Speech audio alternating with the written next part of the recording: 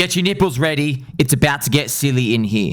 Big things are happening on PulseChain. They are happening beneath the surface, my friends. With the return of Richard Hart, which is marked by him replying to more people on Twitter, people are now more confident about the Interpol. It may or may not be removed soon. I think it's pretty much priced in anyway, but I want to show you this amazing information from my friend, Mr. NineIronCapital. And he's made this wonderful thread here, which gives us some amazing clues, friends. I mean, the information here, I can't exaggerate it enough. Do you remember 1 or 2 months ago, the pDAI story is getting boring. Okay, the price is boring now. Price is poop.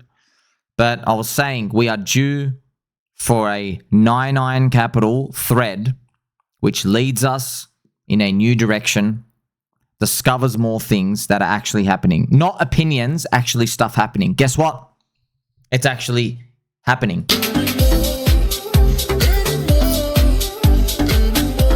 Check it out.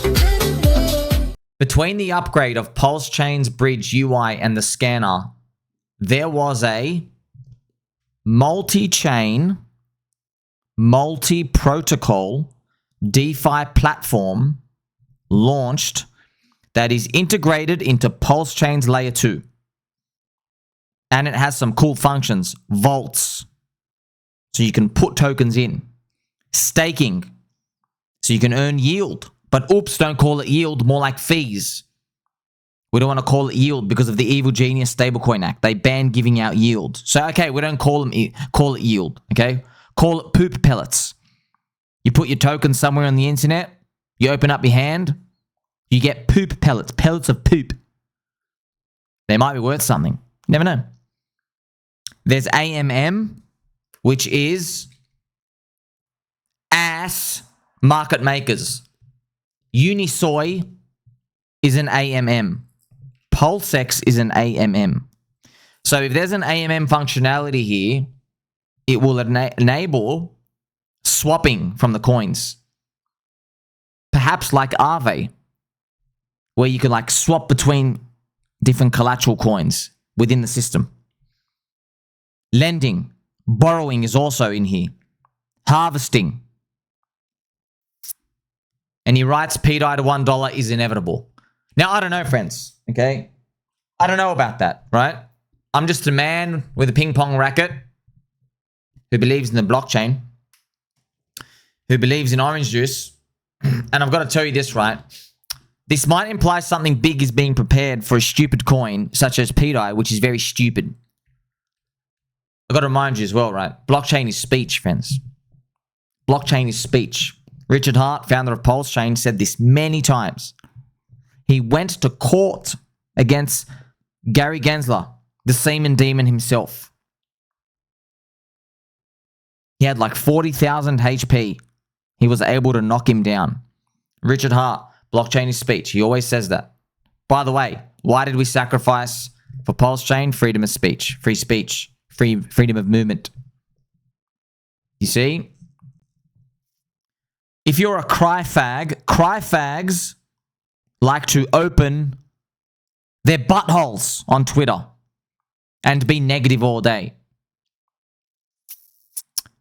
Believers like to open something too, but believers like to open their eyes. The hole in the side of their head named an ear.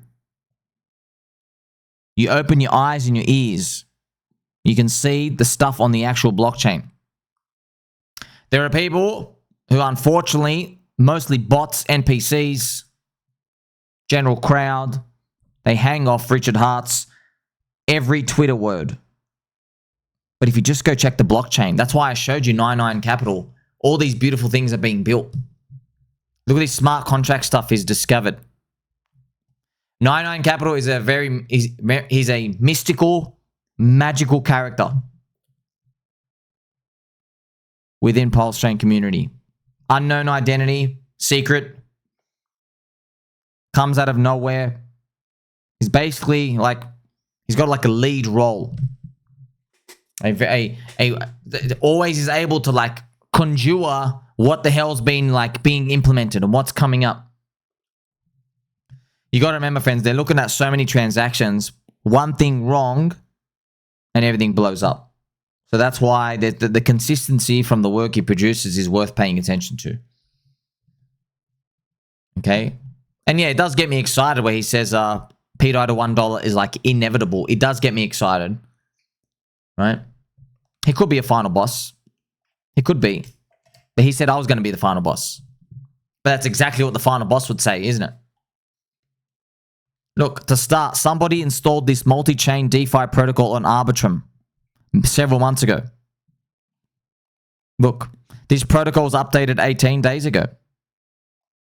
The smart contract seems to be updating pools across staking and harvesting functions.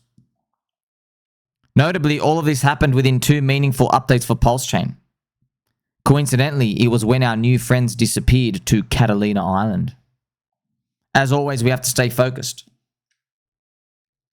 Isn't it cool, friends? We have this, like, now, I don't know exactly what's going on, but if I was to speculate, as a squirrel who pegs his own nipples and holds his own nuts, if I was to speculate, remember, total guess, don't know. Remember, we received these weird 404 tokens, which I'm going to give you some hinting stuff here as well. It might be a way to get a claimable ownership 1-for-1 on another place of PulseChain, like a layer 2. I remember, I don't have all the correct interpretations of this.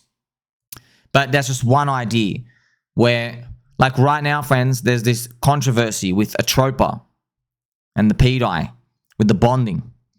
Okay? Does it help or does it hurt? It could be dangerous. It could be. We don't know.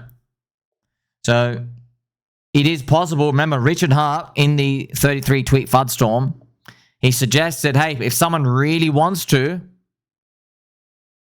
PulseChain Pioneers, he actually said this in a tweet. He goes, somebody could fork it and just airdrop everybody pDAI and remove the exploiter. Okay, so many people were thinking he's just referring to the Vietnamese dong kid with the big fat dong. Okay? We don't know exactly what's going on. That's why I have a pDAI focus, just personally mean. That's how I see the bet. Everything else, these cute derivative plays, I don't know what's going on. But read this. Mr. Pony Picture. When update bio. People who can read and comprehend well are confused by it. Because Richard Hart's bio, friends, literally says that Richard Hart does not use Twitter. Okay? It says, I don't use Twitter, and it's talking on Twitter. He or something, an entity. And he goes, why would I update it? I like it just how it is. Mr. Michael Shaw, thank you, Mickey, for tagging me in there. He's like, oh, I like it. It's kind of funny. All day, the PulseChain Core Coin Maxis, all they're doing is retweeting, ha ha ha, Richard has now tweeted about pDAI negatively for the 34th time. Like, bro, why aren't you paying attention to that? You know that's more important, right? We already know he hates pDAI, dude. He does. By the way, he doesn't need to say anything. He already went down 99% twice. That's old news. It's boring. Aren't you curious? Aren't you wondering what that means? By the way, look at these nipples. Look at them. Raw, pegged. If you read Richie Fart's description, he is missing a communication device called the chain of blocks. Some say the blockchain. Look at it. Richie only communicates person. He does not use Twitter, Telegram, social media, electronic mail, messages, not MeTube, YouTube, newspapers, magazines, mail, TV, radio. He does not write blockchain. Interesting. Isn't it interesting? He does not write the blockchain on there. And we sacrifice for free speech. And he's literally written essays on his Twitteroonies saying blockchain is speech. Saying we have the right to run open source, free public software code, mathematics. It's a communications channel. He literally has essays on that. It was posted, I think, around 2023 when Gary Gensler, trying to suckle the world's semen, was after Richie. Does the PulseChain community pay attention to that? No. Why? Cognitive bias. Of course, because if you think pDAI is a piece of poop, any piece of information which increases the probability that something is going on with this stupid pDAI coin, yeah, you don't want to see it because you're sidelined. Because that's just human nature, friends. That's human nature. Like, friends, like, I'm not perfect, okay? When I see good information out there for maybe Circle IPO company, remember Circle? Or Nvidia, or some other stock, yeah, I'm sidelined in them. My brain ignores it too. I'm not looking at that stuff. We all do it. If you shared with me some information or some article and I read it and they go, hey, we found the new Viagra. You can just sprinkle some powder into orange juice. This morning would pop your own eyes out. Well, I'm not a stock market Ponzi kid who has access to all these biotech stock tickers. So even though what you're sharing with me is fundamentally strong, my brain's going to totally ignore it. But I'm telling you, the same thing's happening here. Like, there's literally this key information here. Let me continue. Look at this. Free Brandon. I'd like to know more about this comment you made, Richie Hart. I figured out a way to transfer value without transferring coins. I'll let the regulators finish shooting themselves in their feet before I tell you how. Once again, feet. Richard Hart's obsession. Did he have a fetish for Vietnamese girls' feet and install feetpics.exe on his computer, and the Vietnamese kid, aka Wallet5996, come out and conjure up this 2-year-long pDAI conspiracy stablecoin super cycle this whole time instead of just stealing the money in the first place? There's more to it than meets the eye. Richard Hart replies to him, I'd love to explain about this way to transfer value, right? But best to leave that for when it's really needed. It's just like, so all of the PulseChain community, instead of literally reading this bombshell conspiracy, they're like, oh, but he said he doesn't like pDAI. Bro, you're missing the point again, bro. You're just missing it completely again, okay? But for the rest of us still holding, I'm just telling you this is key information, okay? Very key. Now, remember, there's PulseChain Layer 2s. Some of us speculate that that's a trick. The trick is what you hold is a claimable ownership to something else on another chain. And there's a mint and a borrow and a loan function. I don't know. I don't know. All right. But that could be it. So this pDAI thing might actually get to be able to claim something else somewhere, but you've transferred value and you didn't transfer the coin. Right? It's interesting, isn't it? So it's like, okay, you hold a coin and I want to give you value for the coin. So if you move your coin, you're going to get taxed. If you go move your coin to a DEX pool and then you sell it and you move it to exchange, yeah, you've sold. That's a taxable event. But, big fat juicy peach but, what if instead of you selling your coin, what if I gave you another coin, an airdrop coin, and then that is your claimable ownership somewhere else? That might be what's happening. That's why they're using the layer 2s. Maybe there's some gay scale here or some lesbian scale. I'm not sure with the encapsulation, these other nerd words. But I'm just telling you, friends, like, there's a lot of people out there, friends. I get it. I've seen your postures, very hunched. You don't do deadlifts, and you're definitely skipping leg day, and you're painting your own fingernails. I get it. It's hard for you because you're CryFagging all day. But for the rest of us, when I interpret this, because I don't have all the answers, friends. I do not have all the answers. I'm just looking at this, and it's saying to me, oh, there is something going on.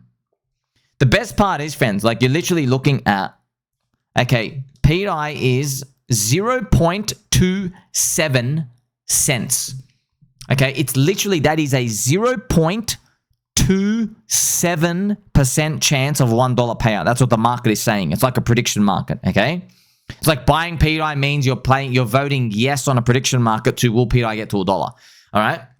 Not financial advice. I'm just explaining it for you, okay? So, like, all this information I'm seeing, I'm looking at this like, that doesn't look like a less than 1% chance.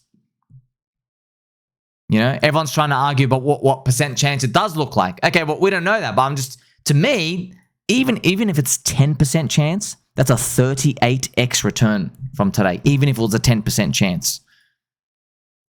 Jarvis, let's shake out the CryFags.